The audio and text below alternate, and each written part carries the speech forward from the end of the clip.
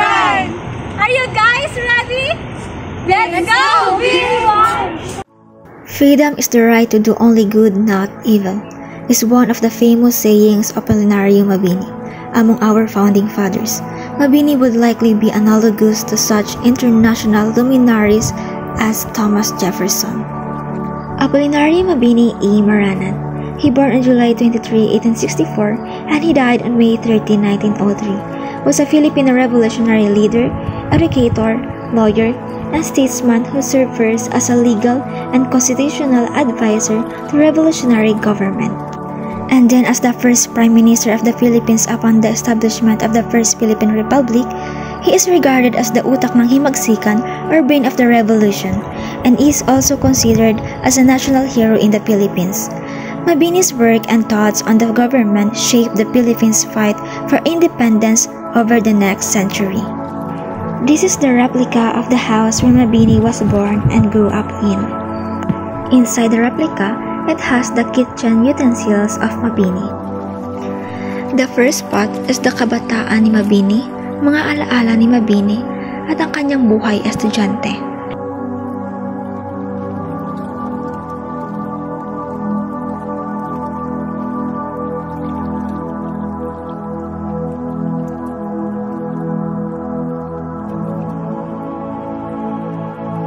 Guys, mapakita ko po sa inyo yung listahan ng mga naging kaklase ni Apolinario Mabini sa paaralan ni Padre Malabanan sa Batangas at sa Letran.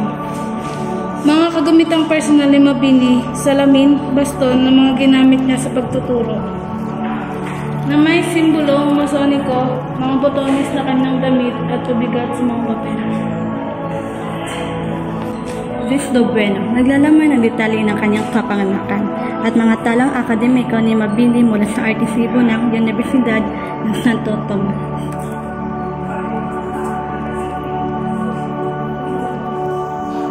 Ito naman makikita ang mga talang akademiko ni Mabini sa kurso ng Jurisprudensya sa Universidad ng Santo Tomas bago siya magtapos, taong 1892.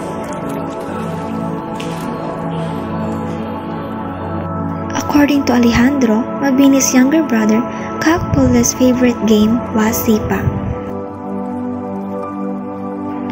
And this is the second spot.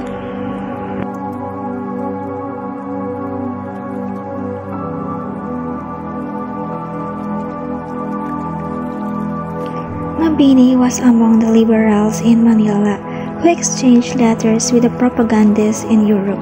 The struggles of the propagandists to achieve societal reforms for the Philippines were reflected in Mabini's letters to Marcelo H. del Pilar. This side is pagkapiit ni Mabini sa ospital ng San Juan de Dios.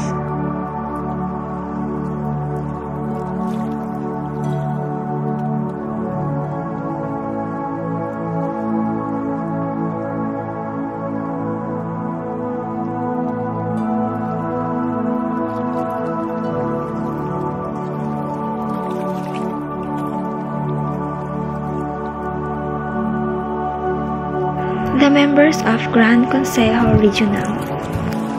The third spot is the Mabini's Revolutionary.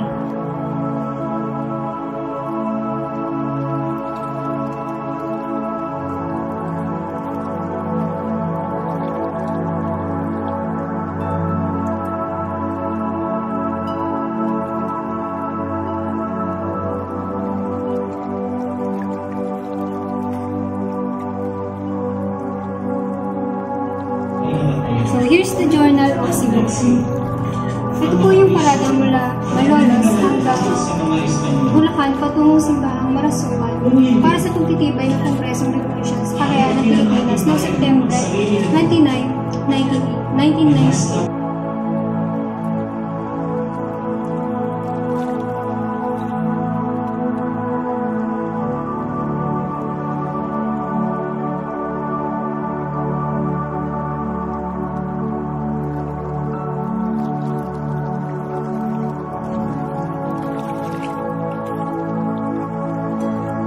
The flag of revolution.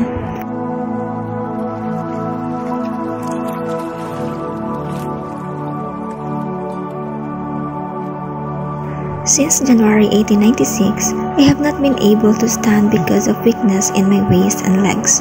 I do not suffer any other ache and I do not look sick. In truth, the doctors say I will never recover, but this does not sadden me because I can still do something good for my country. Mabini's letter to Lisita Blanchard.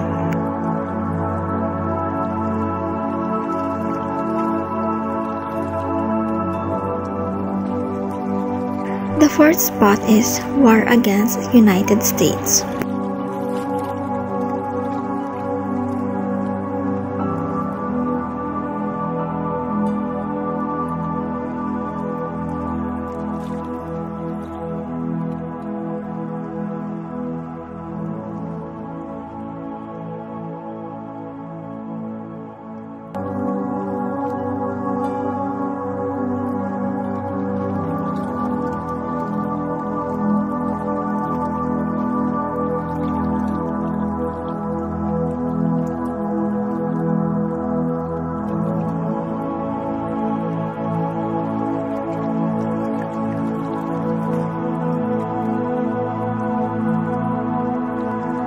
So ito naman po ang US sends reinforcement to the Philippines.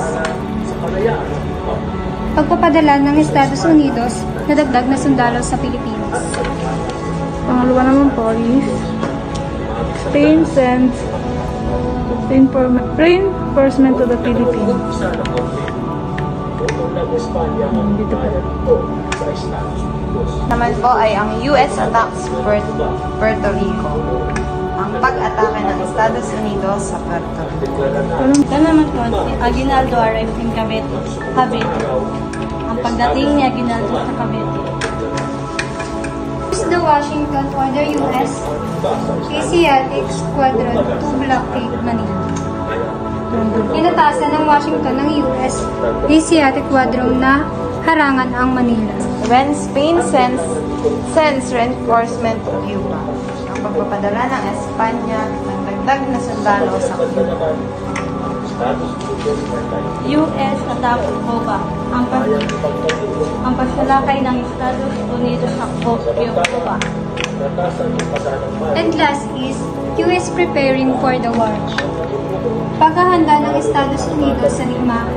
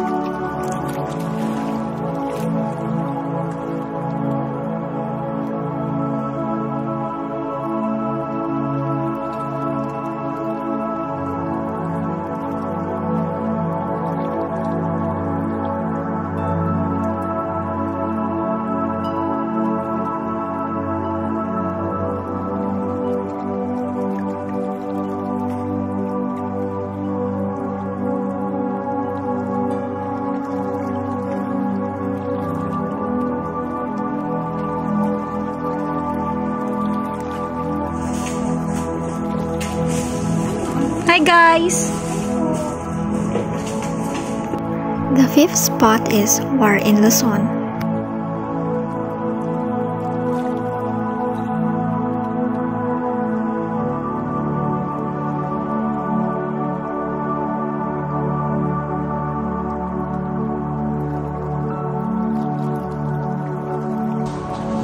So ito naman po yung revolver. Ito po yung ginagamit ng mga Espanyol laban po sa mga nag-aalasang mga Pilipino. Ano yung mga halimbawa ng mga batalyon na gamit ng mga taga-Luzon noong digmaang Pilipino-Amerikano? Koleksyon mula sa Pambansang Museo ng Pilipinas. Sera ay malalim at mahabang bukay sa lupa na nagkakukupili sa mga sundalo mula sa mga putok na kaaway. The sixth spot is War in Visayas and Mindanao.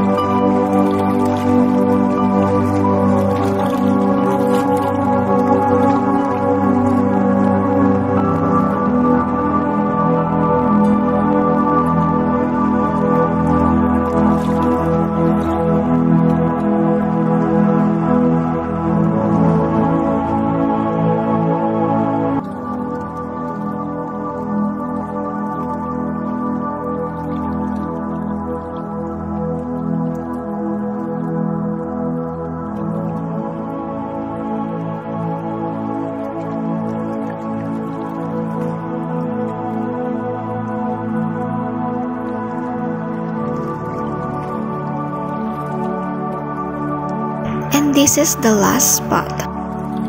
I wish nothing more than to be able to fall into eternal sleep, satisfied that I have not left behind a bitter memory. Mabini to his brother Alejandro.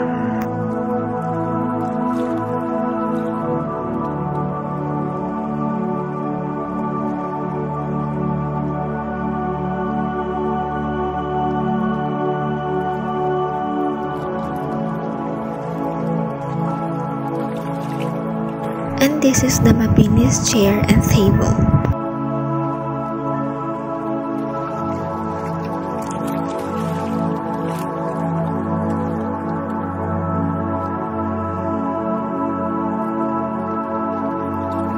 The painting at the back is in a hammock, carried by soldiers to Emilio Aguinaldo's camp at the height of the Philippine Revolution.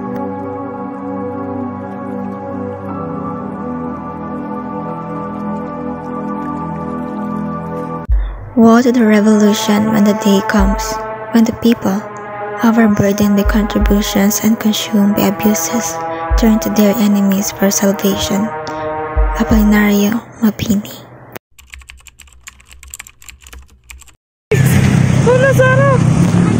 Hi guys! Hey, model! Hey! Sexy? Sexo! Okay, pose! Oh! Hey, model! Hey! Miss Universe 2001! Hey, kawai! Kawai! Bay, natakluban yung karo! Huwag ka lang, ano yung buhok mo? Hatiyo mo. You're in? Mapoli na!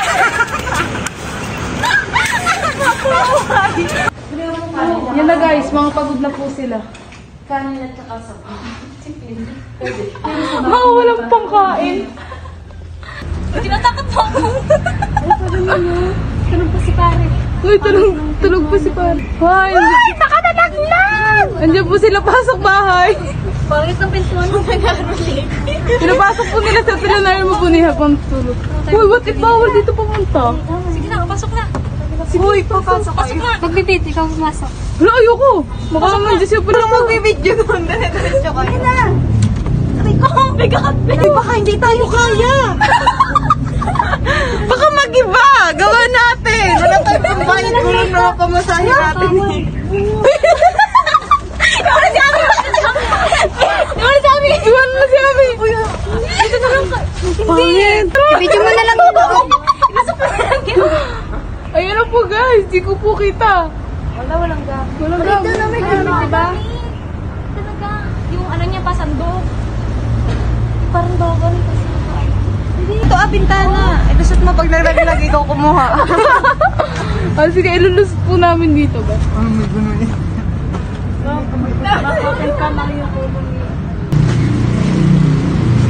Ayun na po yung aming president.